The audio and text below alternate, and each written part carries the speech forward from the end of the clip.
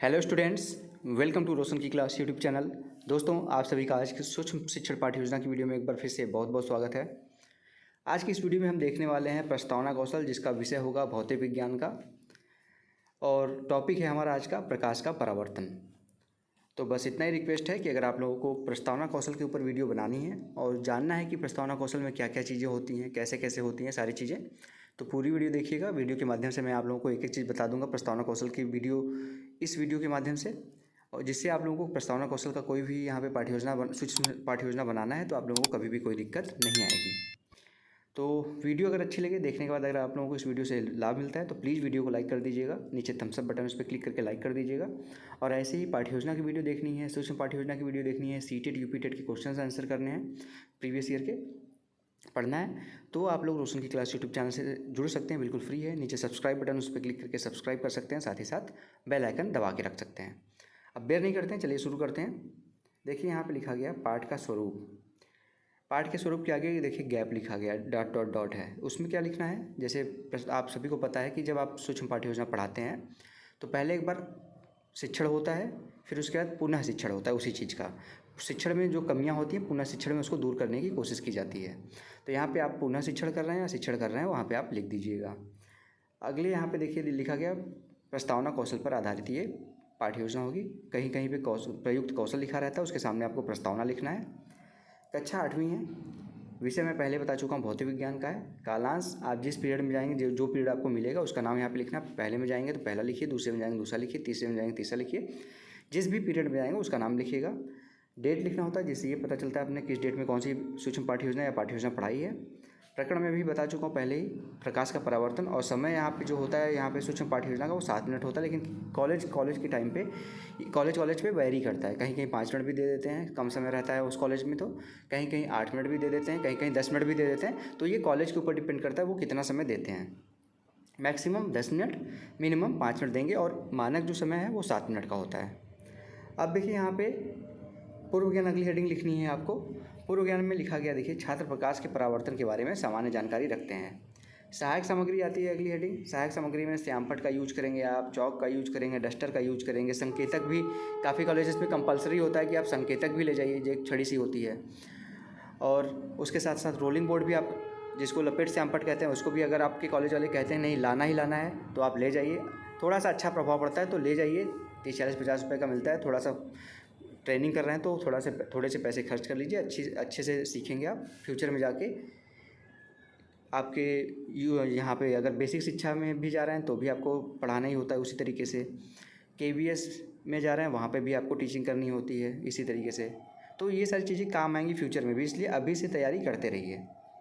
अब आता है प्रस्तावना कौशल का। यहाँ पे पहले तो आपको 3 कॉलम बनाना है। छात्र अध्यापक जैसे लिखा गया, छात्र अध्यापक लिखिएगा इसको, छात्र छात्रा क्रिया और घटक।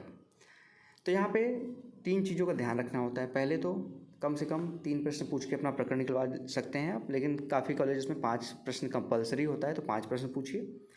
दूसरे कॉलम में जो छात्र हैं उसका आंसर देंगे, उससे आप दूसरा प्रश्न बनाएंगे। जैसे पहले क्वेश्चन का आंसर मिला, उससे दूसरा प्रश्न बनेगा, दूसरे प्रश्न का जो आंसर मिला उससे तीसरा प्रश्न बनेगा। इस चीज़ का भी ध्यान रखना होता है। और किस घटक का आपने किस प्रश्न में किस घटक का यूज किया है, इसको भी यहाँ पे समझना होता है। यहाँ पे काफ़ी कॉलेज में घटक पूरा लिखा नहीं जाता, नंबरिंग कर दी जाती है, जैसे 1 2 3 2 3 4 इस तरीके से नंबरिंग कर दी जाती है। वो चीज़ ये होती है, जैसे ये आपका पूर्व ज्ञान से संबंध लिखा गया, ये अगर पहला घटक होगा तो यहाँ पे 1 लिख दीजिएगा। ध्यान आकर्षण अगर दूसरा होगा तो यहाँ पे 2 लिख दीजिएगा। इस तरीके से आप लिख सकते हैं, ठीक है। यही सारी चीज़ें होती हैं। तो यहाँ पे सबसे पहले छात्राध्यापक यहाँ पे प्रश्न पूछेगा बच्चों से। जैसे पहला प्रश्न है, सूर्य से हमें क्या प्राप्त होता है? बच्चे बोलेंगे सूर्य से हमें प्रकाश और ऊर्जा प्राप्त होती है। दूसरा प्रश्न है, प्रकाश किस रेखा में गमन करता है? बच्चे बोलेंगे प्रकाश सीधी रेखा में गमन करता है। तीसरा प्रश्न है, सीधी रेखा में गमन करने वाले प्रकाश के बीच में यदि कोई अपारदर्शी वस्तु रख दी जाए तो क्या होगा? आंसर मिलेगा, प्रकाश टकराकर वापस लौट जाएगी। चौथा प्रश्न फिर यहाँ पे बनता है, प्रकाश का टकराव वापस लौटने जाने की घटना को क्या कहते हैं? बच्चे बोलेंगे प्रकाश का परावर्तन कहते हैं इसको।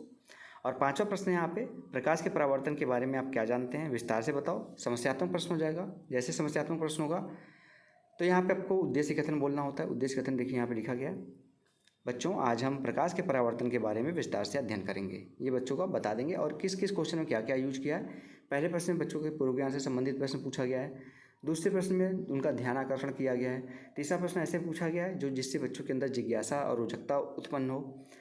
चौथा प्रश्न में वैसे तो सभी प्रश्नों में तारतम्यता है, तारतम्यता उसी को कहते हैं जो अभी मैंने बताया था उससे ऊपर, पहले प्रश्न का आंसर उससे दूसरा प्रश्न, दूसरे प्रश्न का आंसर उससे तीसरा प्रश्न, तो यहाँ पे तारतम्यता तो यूज हो ही रही है। और पाँचवें प्रश्न में थोड़ा सा उनके लिए समस्यात्मक है, तो इसमें वो बच्चे चिंतन करेंगे, जिससे क्या होगा, उनके सोचने समझने की क्षमता विकसित होगी। उद्देश्य कथन भी बोल लिया। अब यहाँ पे आपका प्रस्तुतिकरण समाप्त होता है, लेकिन इसके घटक भी दिखा देता हूँ आपको। इस तरीके से सारणी बनानी होती है, अवलोकन सारणी। मूल्यांकन सूची यहाँ पे होती है। यहाँ पे जो भी घटक आपने यूज किया था वो सारी चीज़ें यहाँ पे लिख दीजिए। पूर्व ज्ञान से संबंध, ध्यान आकर्षण, जिज्ञासा, रोचकता, उपयुक्त अवधि सीमा, छात्रों के उत्तरों का उपयोग, चिंतन और तारतम्यता। इन सब के बारे में अगर नहीं पता तो एक बार बता देता हूँ, थोड़ा सा 1 मिनट लगेगा, सुन लीजिए। पूर्व ज्ञान से संबंध प्रश्न ऐसे होने चाहिए आपके प्रस्तावना प्रश्न जो बच्चों के पूर्व ज्ञान से संबंधित होने चाहिए, यानी कि उनको अभी तक जितनी नॉलेज हो उससे रिलेटेड प्रश्न पूछिए। जैसे कक्षा 8 के बच्चे हैं तो कक्षा 7 तक के प्रश्न लेवल के प्रश्न पूछिए। ऐसा नहीं कि कक्षा 8 में पढ़ रहे हैं कक्षा 12 का प्रश्न पूछेंगे तो नहीं बता पाएंगे बच्चे।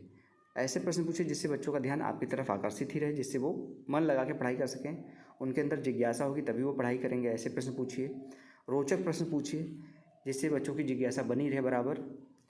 उपयुक्त अवधि सीमा, यानी कि अगर आपको जैसे यहाँ 5 मिनट दिया गया है तो आप 5 मिनट ही लीजिए, 5 मिनट के आसपास लीजिए। 6 मिनट ले लेंगे, 7 मिनट ले लेंगे तब चलेगा, लेकिन 5 मिनट का समय दिया जा रहा है, 1 ही मिनट में आप पढ़ा के ख़त्म कर दे रहे हैं, या 5 मिनट का समय दिया जा रहा है आप 10-15 मिनट ले ले रहे हैं, तो ऐसा दोनों नहीं होना चाहिए। एग्जैक्ट जो टाइम आपको कॉलेज वाले देते हैं उसी में आपको सारी चीज़ें पूरी करनी होती है। छात्रों के उत्तरों का उपयोग, यानी कि जो छात्र उत्तर देंगे उसका उपयोग आप अपने अगले प्रश्न में करेंगे। ये सारी चीज़ें भी ध्यान रखनी होती हैं आपको। थोड़ा सा ऐसे प्रश्न लास्ट में पूछिए जो बच्चों के मानसिकता को विकसित कर सके, चिंतन शक्ति उनकी बढ़ा सके। और तारतम्यता जो मैंने बताया था, पहले प्रश्न का उत्तर उससे दूसरा प्रश्न, दूसरे प्रश्न का उत्तर उससे तीसरा प्रश्न, ये तारतम्यता कहलाती है। श्रृंखलाबद्धता भी इसी को कहते हैं। उसके बाद यहाँ पे देखिए कितनी बार पूछा गया है, इसको यहाँ पे लिखना है। जैसे पूर्व ज्ञान का प्रयोग आपने 2 बार किया, 2 प्रश्न में किया, तो यहाँ पे लिख दीजिए। इसी तरीके से सारी सारणी एग्जामिनर फिल करेगा। उसके बाद मूल्यांकन सूची में देखिए यहाँ पे लिखा गया सामान्य है 0, 1, 2, अच्छा है 3, 4, 5, बहुत अच्छा है 6, 7, 8, 9। यानी कि आपने इन सब में से कौन से कौशल का, किस कौशल का यूज़ अच्छे से किया है, किस कौशल का यूज़ सामान्य तरीके से किया, उसमें आपको यहाँ पे रेटिंग मिल जाएगी। जैसे यहाँ पे मान लीजिए आपको मिल गया 3, तो ये अच्छा हो गया।